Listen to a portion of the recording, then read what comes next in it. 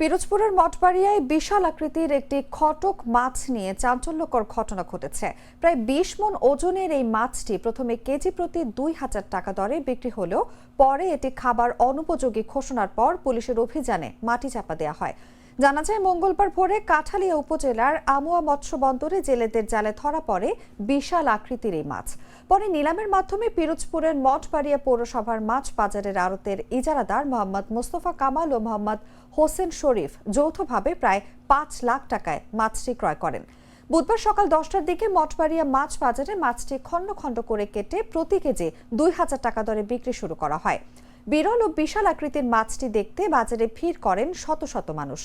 তবে পরে মাছটি মানবদেহের জন্য ঝুঁকিপূর্ণ ও খাবার অনুপযোগী বলে জানা গেলে স্থানীয় প্রশাসন ও পুলিশের পক্ষ থেকে অভিযান পরিচালনা করা হয়। এ সময় ব্যবসায়ীরা মাছ ফেলে পালিয়ে যান বলে জানা গেছে। 200-র বেশি সার্ভিস ও ফিচারে লেনদেনের সব বিকাশ অ্যাপে সম্ভব।